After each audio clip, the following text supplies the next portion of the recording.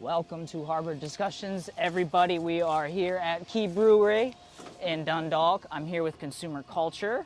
If y'all would just quickly introduce yourself by your name and role in the band for the viewers. All right. I'm Marshall. I'm the vocalist. I'm Paul. I'm guitar. I'm Paul, the other Paul, and I play drums. I am Mason, and I play the bass guitar. Does it ever get confusing having two Pauls? As far as like you'll call for one and you both kind of like, I mean, I normally say Paulie, okay. so You say Paulie for him. yeah. Gotcha. I was just curious. That was That's like, an inside thing. Believe it or not, Marshall and I get confused probably more than these two. gotcha. So is everybody from the Maryland area in general? Yeah. Okay, so I'm just from talk. New York originally. Well, yeah. Okay, so talk about that, and y'all can talk about like what it's like from the parts of Maryland you're from. If you want to talk about, why I'm here? yeah, I Yeah. mean, Why am I here? Here. I moved here from New York a long time ago. I used to play in a hardcore band in Long Island.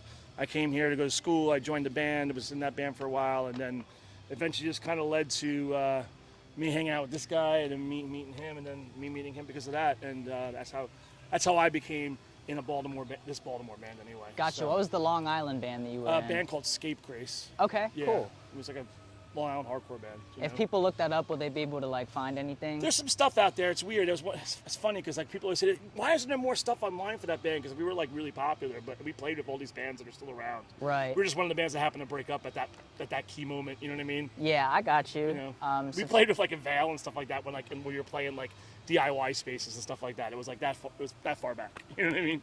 Gotcha. And from Maryland, is it like this general area that you're from, or is it other parts?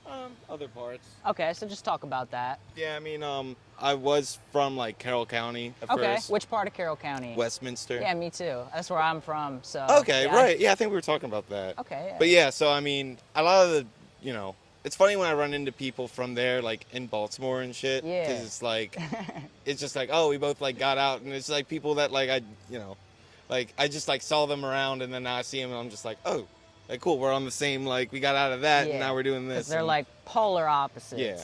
For the people who don't know. Yeah. I talk about Westminster a lot Yeah. on the podcast because There's lore. Yeah. I've been there. It's deeper than people think. You know what I It mean? runs deep. Bass player for my band Compression, the old bass player for Compression, grew up in Westminster, so I used to go out there and hang out with him when he was in the band. Gotcha. So I have a little bit of history out there. Yeah. Any like differences that you've noticed at all? I mean, No, it's very Maryland County-ish. You know what I mean? Yeah. Oh shit! I got hold it on. no, it's good. That thing picks up sound, and we're far away This is from gonna sound really everything. morbid, but one time I had this black cat, and we lost the cat. I never knew what happened to it. And one day I found a piece of its tail on the lawn. This is what it looked like. Oh no! Yeah, I'm serious. It was like exactly like that. I was a kid too. I was really bummed out. I was like, picked up, like, what is this? And I knew what it was, and I was like, oh man. Oh my god. Yeah. I don't know if I'll ever be able to look at these the same. Yeah. Relating back to the other question, I was born in Baltimore. Okay. Yeah. That's totally Gotcha. there. He's a Baltimore native. I was born in Towson, Maryland, and I spent the first 24 years of my life there, and then I moved to Baltimore and will not move back to Towson under any circumstances because Baltimore is the shit. Towson, it wants to be Baltimore, but it's the county. Kind of everywhere wants to be Baltimore. that's Kinda. not. It's like City Light. I had a friend tell me that one time. It's like, oh, it's like you want to live in the city, but you don't. Yeah. And it's like, oh yeah, this is exactly it. You got to drive everywhere. But like the Record Theater, I grew up with like the Record Theater right there, which was pretty sick. And I was in like a School of Rock program, and I played there a couple times. Nice. It's nice to see that it came back, sort of. They turned it into a nightclub for a second, which was dumb. This band has 2 School of Rock alum. Nice. Yes. Yeah. Well, I was at the music workshop. The music workshop? Yeah. But I just say School of Rock If because that's you basically like what it was. School of Rock, you'll love Music Workshop. Music Workshop. Does that movie have a lot of significance amongst y'all? Yeah, dude, Jack that was Black like one of the movie? first. Yeah. That's a charming comedy. That definitely Family like Rock. was an influential like. I want to play in a band. You watch that video as a kid, and or that movie as a kid, and you're like, oh well, I can definitely do this. I watched it. I wanted to get a flying V because of that show, that movie, but I did not. Yeah. So let's get into the name Consumer Culture and just talk about why you chose it as the band name and everything like that. It is kind of a prevalent issue. Yeah. So the band originally formed under the name Grassroots, Okay. which there's already a very popular band from the '60s called the Grassroots. So we had also a 311 song. There's a called 311 Yes, song, there and is. that's where we really drew the line. But no, we had to change the band name, and we thought about it for a while, and then that was kind of just felt like the one where it felt like, I don't know, I felt like with where I was coming from with writing songs, like that was the one thing. Because even when they're not like necessarily political, they're songs that are about like the capitalist landscape we're all just kind of in, and that's what I wanted. Like a lot of the songs now, I'm really pushing it more. Yeah. Like trying to like really be like, I want the lyrics to be like, this is a song about like material conditions and stuff, and we're all just kind of like dollar signs and numbers and stuff, and that's really like the main thing pushing us all down right now. So I wanted to have a band name that would be like, that's what this is about, is like, it's an anti-consumerist, anti-capitalist, that's what I wanted the band to be. I got you. And My skin and bones have no net worth. Yeah. the latest release was The Future is a Pile of Bodies, right? Mm-hmm. So we'll go into that. The Pile of Bodies songs. I like to pick out lyrics because a lot of time it relates to like what the band is about, which in this case, like you just said, it is. So we'll just kind of elaborate. Everybody can give their thoughts on the lyrics and like where they stand on them and everything. Okay. Because everything's on fire, no one gives a shit. This world is a grave, we're all digging it. Smoking on a dollar bill, I'm gonna be sick.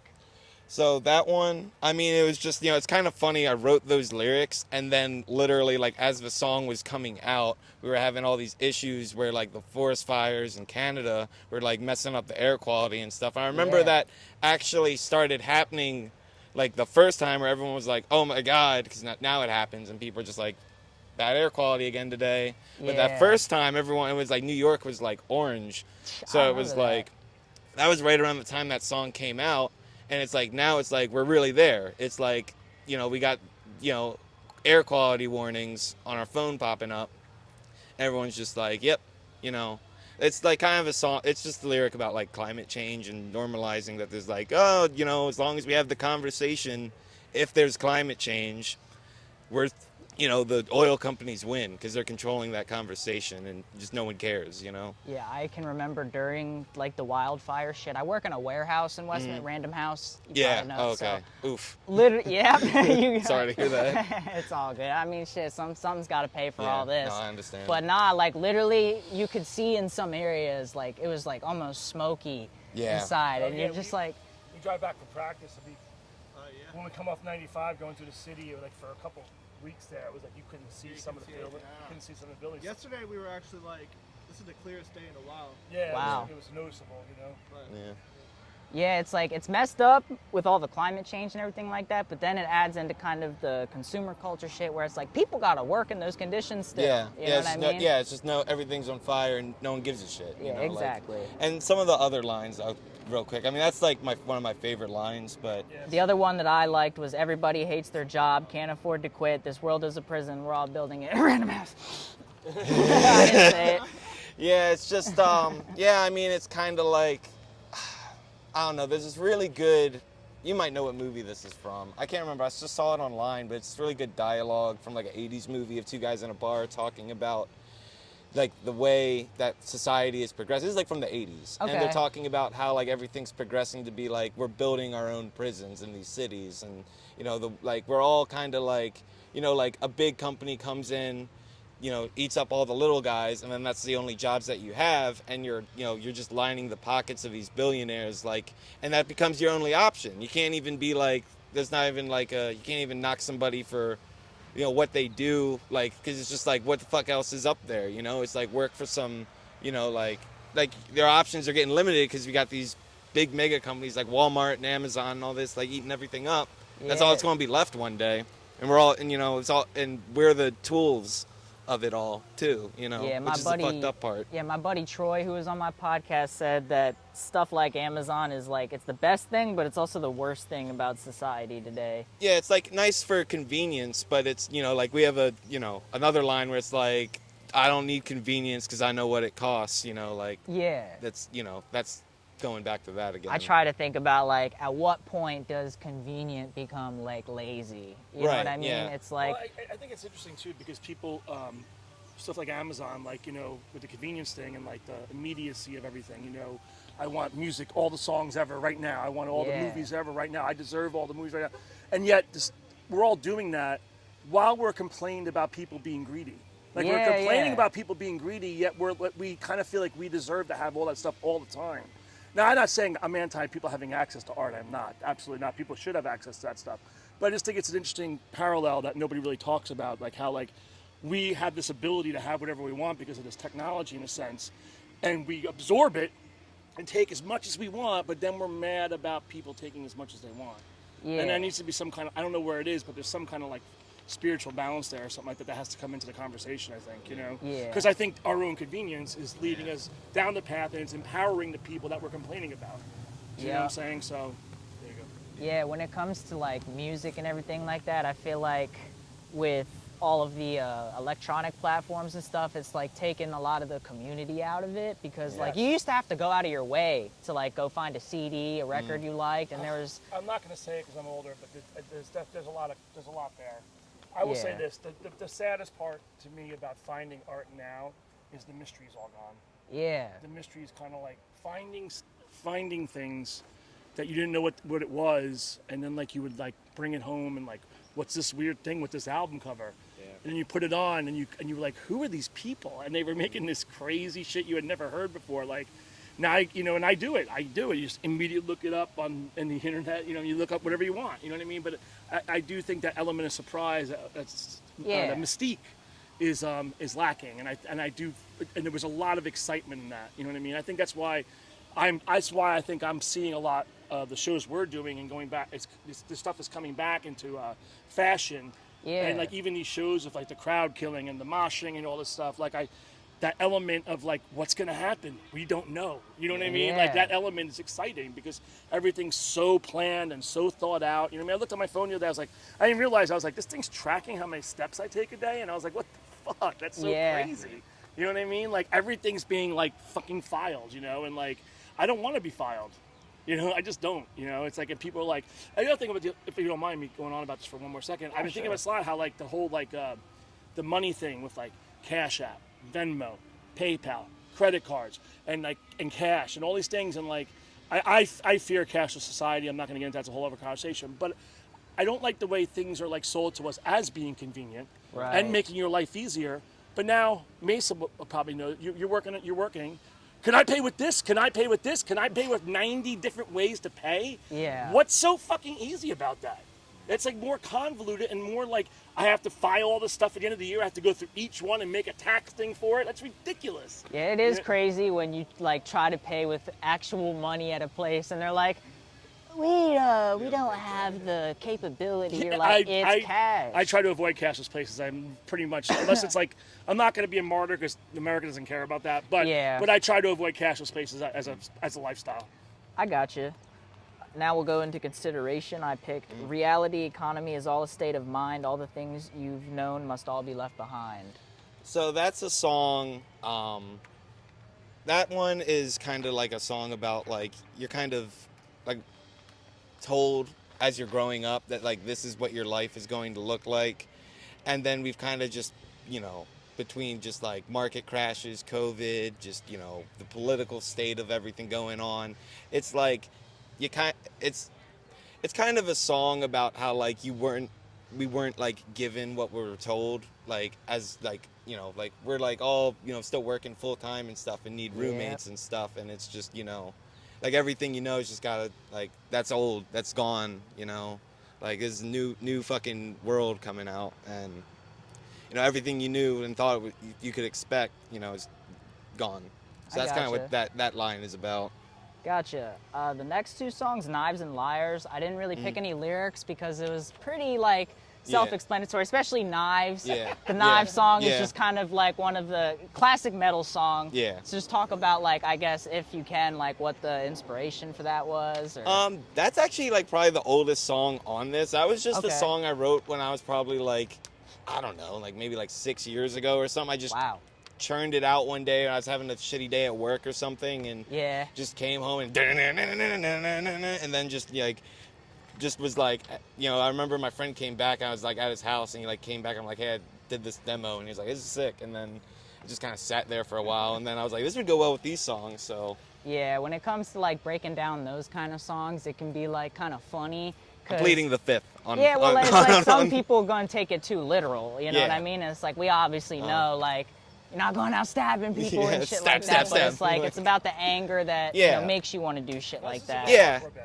Yeah. No, but we're just, like that whole album's just about like a guy whose life is just falling apart. Everything around him's falling apart.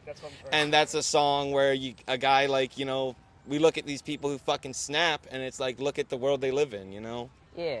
Like, of course there's going to be one guy who fucking snaps, Oh yeah. It's fucking, yeah. So the song Nothing, I can tell, is kind of about like living more of a minimalist life and everything like that. I don't need this way of life made to make me crawl. Don't need convenience because I know what it costs. We pretty much said that word for Right, word yeah. Earlier in a conversation. When all you are is all you own, all is lost. That last line is definitely pretty Right. capturing of that whole thing. Yeah, it's just like people will be like, I am like the material things that I have, and it's just like you're not, that's a Yeah. lie.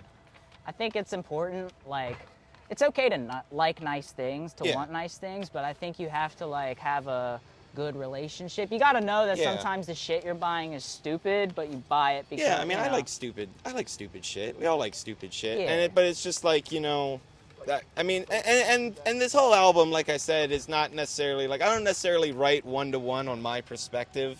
They're kind of like characters I, come up with, and they're like reflections on how I feel about things for sure.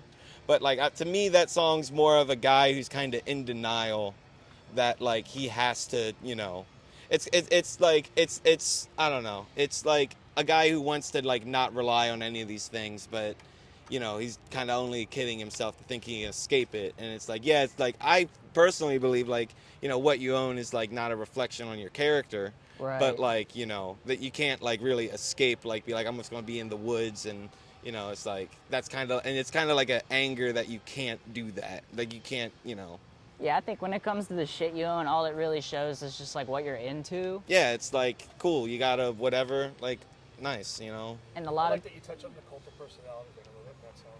Wait, what? Like, I don't need your idols. Yeah, and then that, like, it's also like, material conditions, and then like ideological, things like that. yeah, this line You I guys like. I feel like I've been talking a lot. You guys want anything about the lyrics or? Anything you guys think?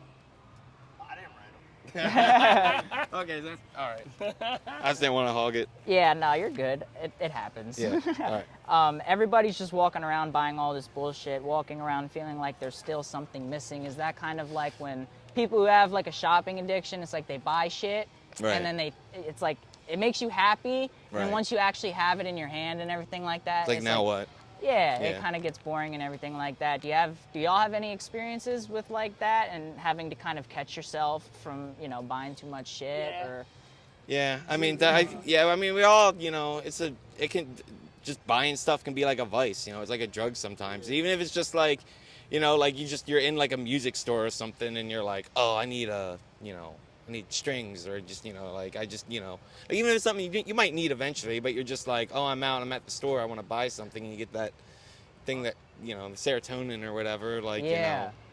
But, when you're doing that to, like, that's your thing, you know what I mean? It's like, the bottom falls out, and it's like, you're still going to look for that whatever you were trying to get by buying this whatever. Yeah, I try to like break that if I can catch it. Like if I'm in the store and then all of a sudden I'm like looking through the clearance section and I'm Yeah. just like putting shit in my cart. Next thing I know, I'm like, hold on, man. Yeah. I don't need any of this Yeah. shit. I'm just buying it because Yeah. like they're telling me it's cheap, which is like kind of a tactic, I guess. Yeah. Like the whole Like, idea. what a deal! Yeah, like Black Friday is like honestly like I feel like back in the day, maybe there was Yeah. better deals and stuff, but now, Yeah, now it's Just just jack up the prices, then put things on sale, and that's like what the prices probably should be. Yeah. Or at Right. least, Exactly. Especially a food store does that now. yeah. You see stuff online and it will say like Today, $90 price drop, and it's like that's what it was the whole time. Yeah. Make you think you got a good deal. I remember. avocados are $1 today.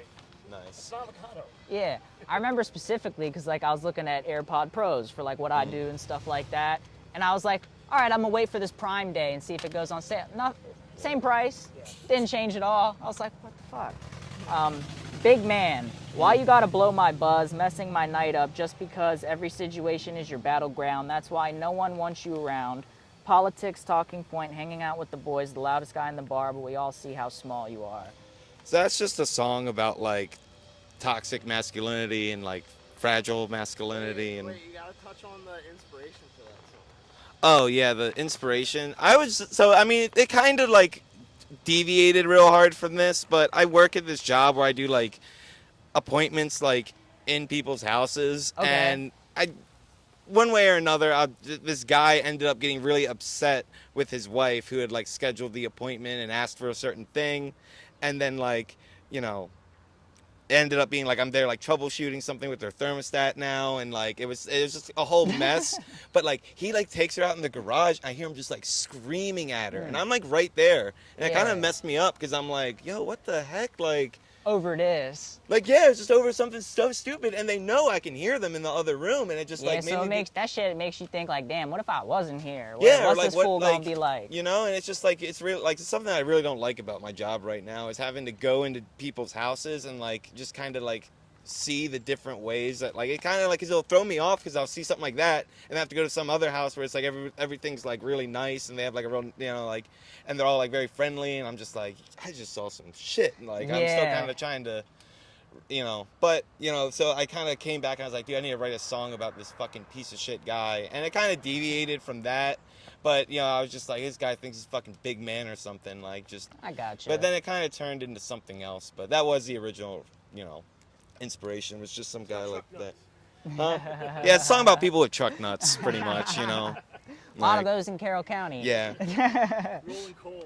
Yeah. Oh goddamn, yeah. The wants and needs. I was curious, but you won't get what you want. You're lucky if you get what you need. Is this like a reference or spin on like the old Rolling Stones song? No, that's funny though. Yeah, no, I mean it's like a generic quote. So, Yeah.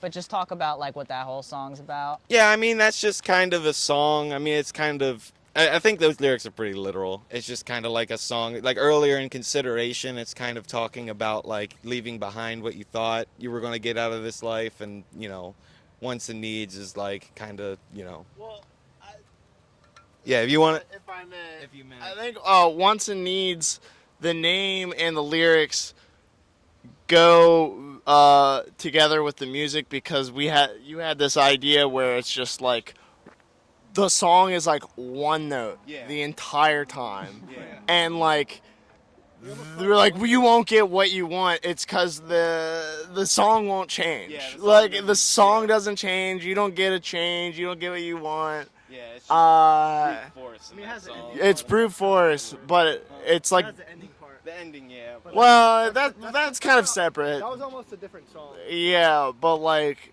we thought it would be funny if we were like, yeah, what if we wrote this song and we were just like, you won't get what you want, and it's just like, dun-dun-dun-dun-dun, and it goes hard. It's like always one of my favorite parts of the set because it's just like caveman I gotcha. energy. Caveman song. Yeah. Yeah, you need those. This is pretty much the last note that I can think of. I wanted to bring this up off the top of my head. The consumer culture shirt, where it's like the machine printing out consumer culture shirts. right. Talk about that because it's a very cool design. Like, did y'all come up with Yeah. that concept or was it brought to you? So that kind of goes with the album artwork. We had like it's all the people on the different Right. levels, and it's supposed to be like the different classes, and they're Okay. all just walking in. And it's like I can't remember what it's called, but it's like that visual illusion where it's like the stairs look like they never go down; they just keep going up. Yeah, It's MC Escher. Yeah. MC Yeah. Escher. Okay. I think Um, of like almost like the levels of hell, like Dante's Inferno. Right. Yeah. It's kind of also thing. something. Yeah, it's something like that too. Okay. But so we wanted something. Yeah, Donkey Kong. But yeah, no, we just wanted something to like, cause the album's kind of just like going through the motions of something and on a loop, and that's what the album art was supposed to be. And then the design for the shirt was like, I had something a little bit more like it would be like full people, but then the artist who did the shirt and the album, Evangeline Gallagher, she does amazing work, by the way. Nice. And they do amazing work. I'm sorry, but like they thought it would be cool to just do the hands, and I was like, that's fucking crazy. Yeah. So yeah, it was funny too, because I was just like, we were thinking about like what's on the designs, and it just kind of evolved into that. Mhm. They did a really good job of kind of like guiding it. It was nice. Yeah, it's like almost the perfect image to describe like consumer culture and what the whole band's about Well, and and everything like like we that. were, I remember you and I were like, what should go on the shirt? Like, what should Yeah, they be well, making? yeah, like we couldn't figure out what to be on the And then conveyor I belt. was like, what if it was just making more shirts? Right.